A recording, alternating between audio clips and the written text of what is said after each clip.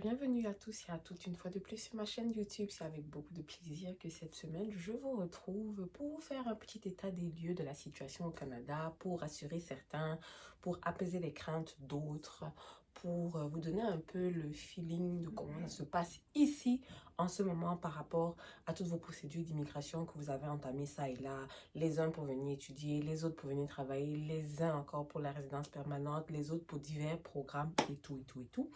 Euh, je, je ne vais pas vraiment beaucoup m'éterniser dans la vidéo, donc je vais venir sur différents points. Alors, j'ai pris des notes pour pouvoir rester cohérent dans ce que j'avais l'intention de dire, mais avant ça, générique.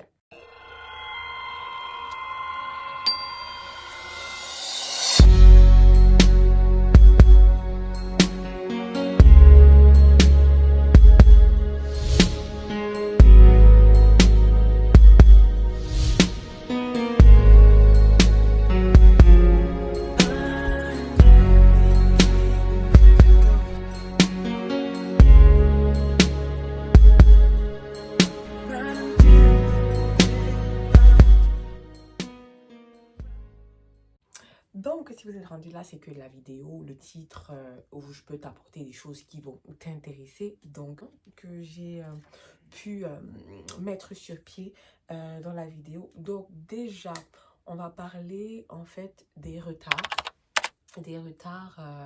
dans vos demandes de visa pour ceux qui veulent venir en tant que visiteurs au Canada, pour ceux qui veulent venir pour étudier, pour ceux qui veulent venir pour travailler, pour ceux qui veulent la résidence ou pour X et Y. Il se trouve qu'actuellement au Canada, il y a une pénurie de main-d'œuvre. Donc cette pénurie de main-d'œuvre va être bénéfique à une échelle. Plus tard dans la vidéo, on va en parler.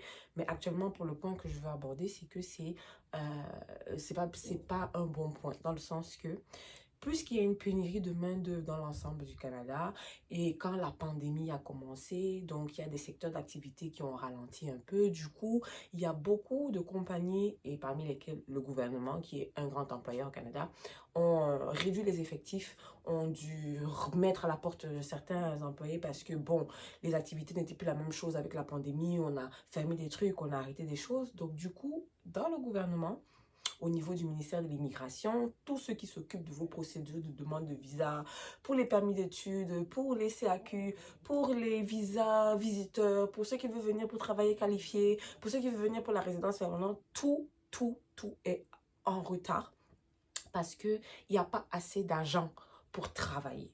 Il n'y a pas assez d'agents, il y a des gens qui ont été mis à la porte et le paradoxe là-dedans, c'est que le gouvernement est en pénurie de main-d'œuvre, mais il ne se précipite pas pour employer. En fait, ils ouvrent, il y a des opportunités, il y a des offres. J'ai déjà vu des offres se balader, il y a des offres qui s'ouvrent. D'ailleurs, il y a même une offre que le ministère de l'Immigration avait ouverte justement pour des gens qui voulaient venir travailler, pour être agents, les agents des services d'immigration. Et ils ont décliné ma candidature. Donc, c'est-à-dire que je ne me suis pas rendue plus loin que merci, on a eu votre candidature, mais vous ne répondez pas le charabia qu'on dit souvent d'habitude. Donc, du coup, il y a une pénurie et ils ne veulent pas forcément engager ou alors peut-être qu'ils veulent engager un certain type de personnes, je ne sais pas trop. Donc, ce qui fait que, vu qu'il y a pénurie de main-d'œuvre, qu'il y a moins d'effectifs, donc il y a moins de gens qui peuvent traiter toutes les demandes qu'ils reçoivent. Parce que quand la pandémie a commencé, il y avait déjà des gens qui avaient entamé des procédures. Pendant la pandémie, il y a des gens qui ont continué des procédures. Et donc, ça fait que ça s'accumule, ça s'accumule. Cette pénurie de main-d'œuvre-là ne s'applique pas qu'à vous qui voulez venir au Canada. Il se trouve que même ceux qui veulent renouveler leur passeport canadien ici, il y a une pénurie.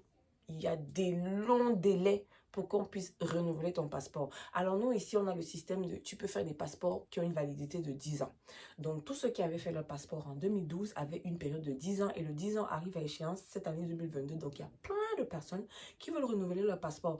Les années d'avant, c'était pas problématique parce que pendant 2 ans, depuis 2020, on est dans la pandémie, donc il y a vraiment personne qui pouvait sortir. Donc, les gens ne voyaient pas en fait le problème qui allait venir. Là, maintenant, on rouvre les frontières, les gens peuvent voyager, du coup, les gens veulent sortir. Ils ont des passeports qui arrivent à expiration. Tu sais que tu ne peux pas te permettre de voyager avec un passeport qui a moins de 6 mois de validité. Donc, tout le monde qui avait les passeports de 2012 veut les renouveler. Du coup, il y a des gens qui se déplacent même des villes qui vont dans d'autres provinces pour aller renouveler le passeport là-bas. Parce qu'ici à Montréal, par exemple, il y a des gens qui se mettent en file d'attente à partir de 3 heures du matin. Et encore, tu n'es même pas sûr que quand le matin va te trouver, que tu vas être reçu ou que ton passeport va être renouvelé. Donc, tout prend les retards. Il y a les retards dans tout. Tout. Donc, il y en a qui vont dire, oh, mais j'ai déposé ma demande depuis tel, j'ai toujours pas de réponse. J'ai envoyé un courrier, on m'a pas répondu. Gars, il n'y a pas les gens pour travailler. Ils sont débordés. Donc, le jour où tu as la chance, quelqu'un va prendre ton dossier, il va te répondre un peu. Tac, tu attends encore 3 mois que quelqu'un d'autre prenne ton dossier pour te répondre. Donc, tout le monde doit prendre son mal en patience maintenant parce que c'est fort. Il n'y a personne pour travailler. Donc, ça, c'était le premier point.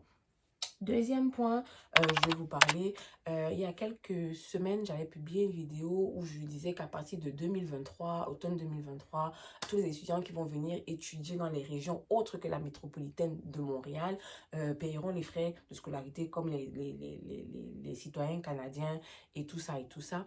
Et donc, là, j'ai pu avoir une petite... j'ai pas toute la liste parce que mes recherches ne m'ont pas permis de trouver toutes les listes, tous les établissements qui sont concernés, mais j'ai quelques établissements. J'ai 1, 2, 3, 4, 5. J'ai trouvé 5 cégeps qui font partie des écoles qui seront concernées par. Si tu veux venir étudier pour à partir de 2023, si tu veux venir pour le cégep, là je ne suis même pas encore aux universités, je suis dans les cégeps. Tu as le cégep de Granby. Cégep de Granby, donc pour ceux qui veulent aller étudier là-bas et qui veulent payer l'école comme les citoyens canadiens, ben, le cégep de Granby, en Haut-Yamaska. Tu as le cégep de Chicoutimi, dans le Saguenay. Tu as le cégep de Rimouski. Tu as le cégep de Drummondville. Drummondville, c'est à 1h30, 2 heures de Québec. Et tu as le cégep de Matane. Je vous reviendrai dans une prochaine vidéo quand j'aurai la liste complète des établissements qui sont concernés pour vous donner plus de détails à ce sujet-là. Mais déjà, si tu regardes ma vidéo et que tu te dis, ah, c'est quelque chose qui t'intéresse, bah, tu peux appliquer dans les cégeps. Tu peux commencer à faire tes démarches maintenant. Maintenant. Attends pas quand on va être rendu à 2023. Tu peux commencer à faire ta demande d'admission maintenant pour l'automne 2023. Et voilà. Donc, je répète, cégep de Granby, cégep de Matane, cégep de Rimouski, cégep de Drummondville et le cégep de Chicoutimi. Voilà. Après ça, on va parler donc toujours, on revient donc sur la pénurie de main-d'œuvre dont je parlais tout à l'heure, qui est donc maintenant un point bénéfique. C'est que comme il y a pénurie de main-d'œuvre, c'est le moment aussi d'appliquer pour des programmes de travailleurs, travailleurs qualifiés. Il y a les journées Québec qui vont ouvrir, il y a des programmes de bourse. J'ai fait une vidéo, ma dernière vidéo, je vous parlais des programmes de bourse, les bourses d'exemption, les bourses de ceci. C'est le moment de venir. Et puis, quand tu es là, tu sais qu'en tant qu'étudiant international, tu peux quand même travailler 20 heures par semaine quand tu es en pleine session et tu peux travailler full-time quand tu n'es pas en session. Non, c'est le moment. Il y a des gens qui peuvent venir étudier. Tu trouves un petit travail à temps partiel pendant que tu vas à l'école. Et une fois que tu as terminé ta formation, tu as déjà un pied dans le monde du travail. Ça te permet d'avoir un pied à l'étrier et tout ça. C'est des choses qu'il ne faut pas banaliser. Pour ceux qui veulent venir en tant que travailleur, il y a ce moment, il y a tellement en ce moment, j'ai envie de vous dire, ironiquement, en ce moment, c'est les employés qui ont le vent en poupe. Parce que tu peux profiter, tu peux faire ta belle, tu peux faire ton beau avec les offres d'emploi que les X et les Y vont te faire. Tu peux décider, ah non, finalement, ce que vous me proposez, ça ne me convient pas. Je vais aller voir ailleurs parce qu'actuellement, les employeurs cherchent. Les employeurs cherchent. Et d'ailleurs, un secteur qui est vraiment en demande maintenant parce qu'ils ne sont vraiment pas beaucoup. Pour ceux qui font informatique, je vais vous dire vraiment de vous tourner vers le développeur Java web parce que ça, c'est un secteur qui est en extrême demande en ce moment. Les recruteurs cherchent les développeurs informatiques Java parce que c'est le secteur qui est en demande et il n'y en a pas beaucoup.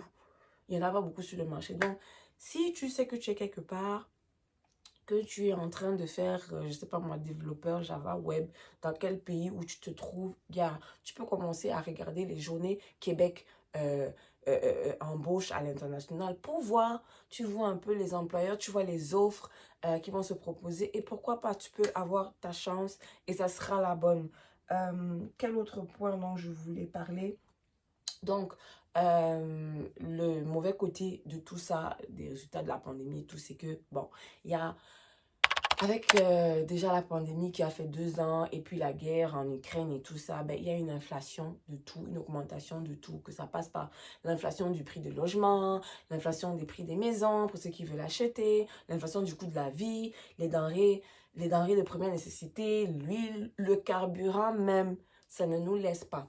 Avant, quelqu'un qui pouvait te faire le plein avec 60 $, maintenant, il faut peut-être qu'il se rende à 80, voire 100 $ pour faire le plein parce que ça ne nous laisse pas. Donc, ça ne te laisse pas, tu ne respires pas pour le loyer parce que maintenant, alors, les propriétaires montent leur prix parce qu'il y a...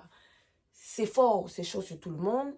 Ceux qui veulent acheter les maisons, les prix de l'immobilier ont explosé, triplé et certaines villes vont même dans le million et donc il y a des surenchères et des gens qui ne peuvent pas se permettre ou bien ceux qui avaient pris des prêts immobiliers pour acheter quand la pandémie commençait avaient pris des forts taux parce que c'était la crise et là maintenant les banques sont en train de remonter les taux d'intérêt donc il y en a beaucoup qui vont pouvoir pas suivre, qui vont certainement perdre leur maison et tout et donc c'est ça, la vie coûte cher, l'essence coûte cher, l'huile coûte cher, tout coûte cher. Donc, voilà à peu près ce qui se passe au Canada en ce moment. Donc, si par exemple ta mère a fait une demande de visa et tu n'as toujours pas de réponse maintenant, c'est normal. Si tu as lancé ta procédure de X depuis avril et tu n'as pas de réponse après la biométrie qu'on t'a rien dit, c'est normal. Si tu veux renouveler un passeport canadien et que tu es à l'étranger c'est normal. Il y a la pénurie.